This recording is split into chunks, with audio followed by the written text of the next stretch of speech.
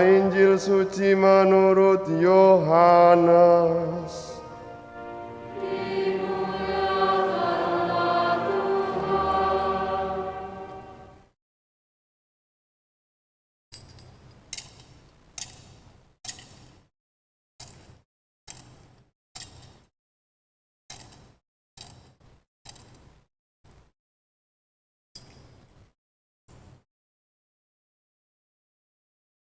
Pada hari pertama pekan itu, pagi-pagi benar ketika hari masih gelap, pergilah Maria Magdalena ke kubur Yesus, dan ia melihat bahwa batu penutupnya telah diambil dari kubur.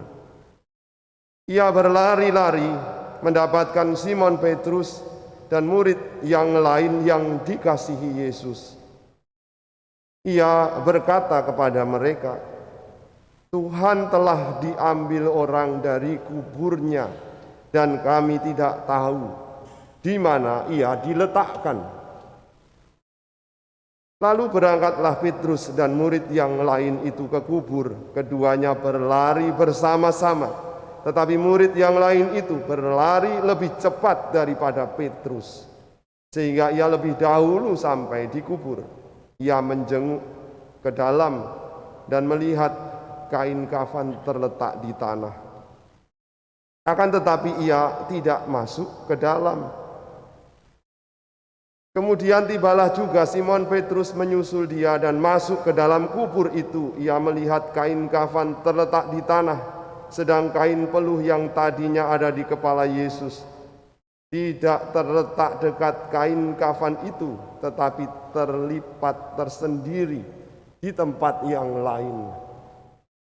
Sesudah itu masuklah juga murid yang lain yang lebih dahulu sampai ke kubur itu.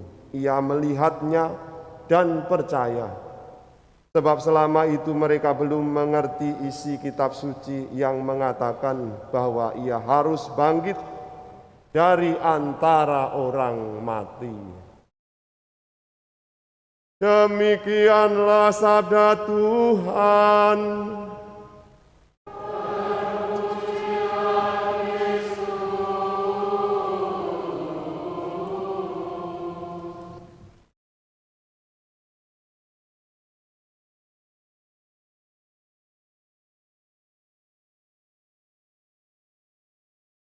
Saudara-saudariku yang dikasihi Tuhan,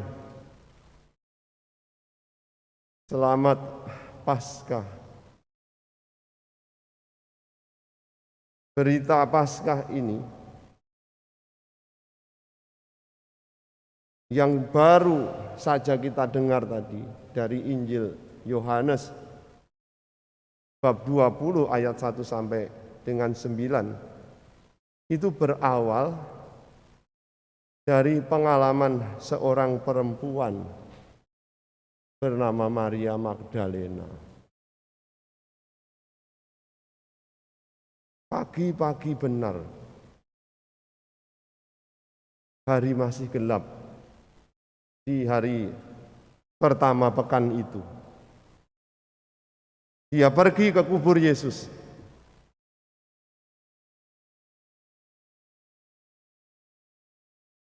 Tidak seperti yang dikatakan oleh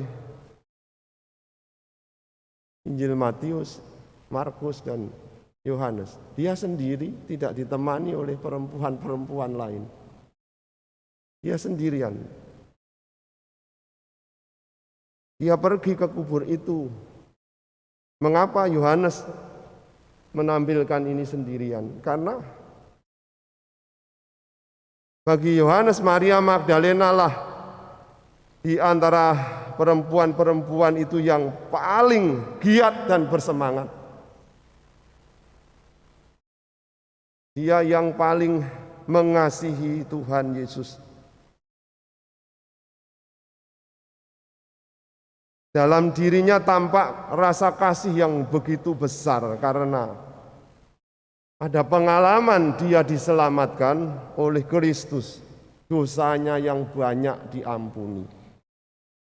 Dan dia menunjukkan buah pertobatannya dengan sangat antusias mendengarkan sabdanya mendengarkan ajarannya dan bahkan melayaninya dengan penuh kasih, dengan kekayaannya. Dia pernah dibebaskan dari pengaruh tujuh roh yang mengikat dirinya, sehingga dia di Injil Lukas pernah diceritakan dia melayani. Itu ditulis dalam bab 2 ayat 2 sampai dengan 3. Ini pengalaman pribadi Maria Magdalena. Kasihnya yang begitu besar itu memberi kekuatan, keberanian, bahkan pergi ke kuburan sendiri tanpa ngeri, tanpa takut. Padahal bisa jadi akan ada bahaya yang ditemui, apalagi dia pengikut Tuhan. Ia berangkat ketika hari masih gelap. Kasih yang memancar dalam dirinya itu yang menerangi perjalanannya sampai ke kubur. Tidak ada kegelapan. Jika kasih kepada Tuhan itu besar, dia tidak takut akan bahaya. Ini bisa menjadi permenungan bagi kita ketika kita mulai berani pergi ke gereja.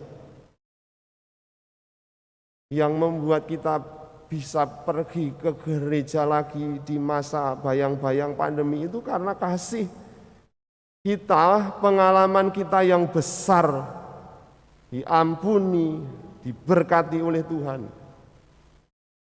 Bukan hanya sekedar kewajiban liturgi kita datang ke gereja. Ketika Maria itu tiba ke kubur, dia terkejut. Batu penutup makam itu telah diambil dari kubur, terguling. Kemungkinan dari kejauhan itu dia melihat bahwa kubur itu kosong, dan lalu dia segera berlari-lari, bergegas mencari Simon Petrus dan murid yang lain yang dikasihi Yesus. Dengan membawa kabar, tidak ada yang mengatakan Maria sendiri. Tuhan telah diambil orang dari kuburnya. Dan kami tidak tahu di mana ia diletakkan. Padahal dia kan ada di jauh. Dia sudah melihat begitu, tapi dia sudah membuat kesimpulan.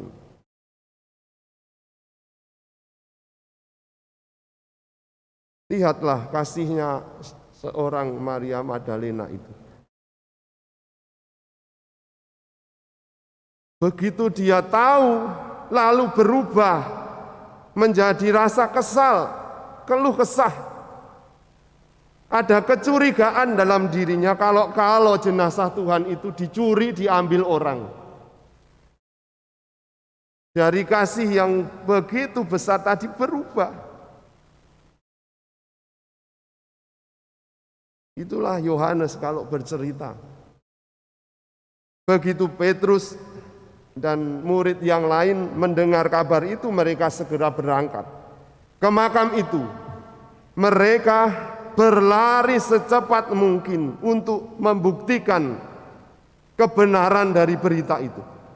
Murid yang dikasihi Yesus itu tiba lebih dahulu, tetapi hanya menjenguk ke dalam dan melihat hanya ada kain kafan terletak di tanah. Dia berhenti, tidak segera masuk ke dalam,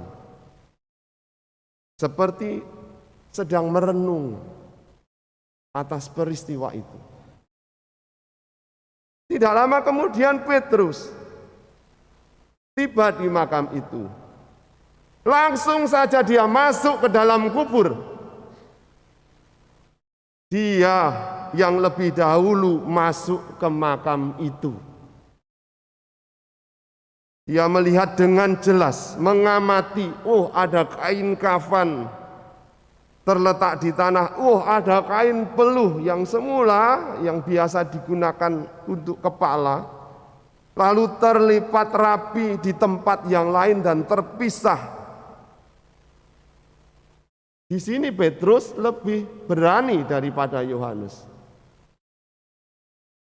Padahal datang terakhir. Yohanes datang dahulu tapi tidak berani masuk. Keberanian Petrus ini yang mendorong Yohanes, dia mengikuti Petrus masuk. Dan sungguh mereka berdua menyaksikan makam itu kosong. Jenazah gurunya tidak ada di sana. Murid yang dikasihi Tuhan itu segera percaya. Ia melihatnya dan percaya.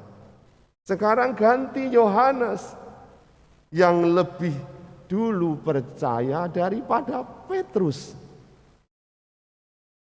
Inilah dinamika iman para murid perdana ketika melihat peristiwa kebangkitan. Ya, ada bukti-bukti yang mereka lihat hingga pada kesimpulan bahwa jenazah Yesus itu tidak dicuri seperti kata Maria Magdalena, tidak diambil orang. Jenazah itu bukan dipindahkan ke tempat lain, tapi dia sudah bangkit.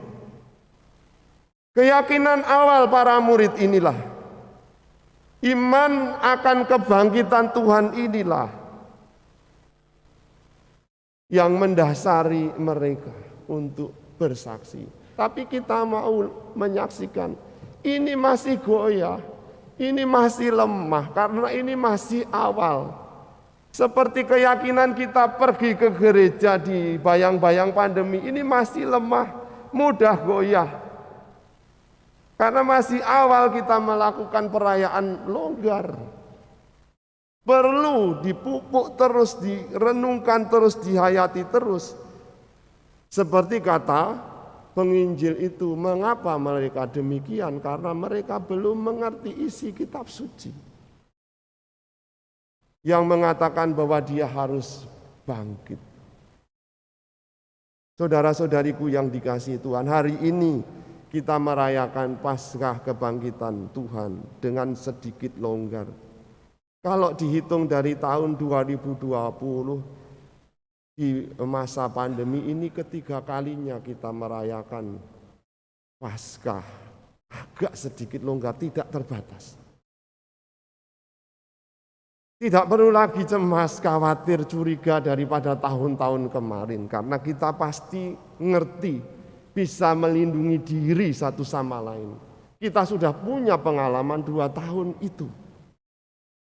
Kita sadar bahwa iman kita akan perayaan Ekaristi di gereja ini, ya perlu dipupuk lebih lagi. Karena apa? Karena kita melihat pembatasan sosial di mana-mana. Kita sadar bahwa iman akan perayaan liturgi ini menjadi serba cepat, singkat, padat, dan kayak kurang bermakna. Belum lagi kita juga melihat pengalaman sosial ekonomi di hidup kita sehari-hari. Ada kelangkaan minyak goreng, ada kenaikan harga BBM Pertamax, ada kenaikan harga kebutuhan pokok, listrik naik semuanya. Ekonomi seolah-olah ditunggang balikkan. Ditambah lagi persoalan sosial politik yang kita lihat, perang di Ukraina. Ada intoleransi umat beragama, orang beribadah di demo. Dan juga ada demo yang mulai mericuki pemerintahan. Ini pengalaman harian kita. Tetapi kita perlu ingat bahwa kita perlu kembali ke gereja paroki ini yang menjadi rumah bersama kita. Ini adalah rumah kita bersama, tempat kita dilahirkan dalam iman dan baptisan. Tempat kita belajar dan terus belajar memahami isi kitab suci. Tempat kita dibentuk menjadi murid-murid Kristus yang dewasa dalam iman, guyup penuh pelayanan dan misioner. Ini tempat kita pertama untuk memahami makna perayaan Paskah kebangkitan Tuhan. Dan itu adalah paroki, gereja paroki kita. Kita semua adalah saksi-saksinya di zaman sekarang. Manusia Paskah yang terus-menerus mengusahakan kehidupan yang lebih baik, lebih sehat, lebih damai, lebih bersahabat dan ramah lingkungan, lebih adil, lebih peduli dan berbela rasa. Di rumah ini kita belajar keutamaan Paskah, keutamaan Kristiani.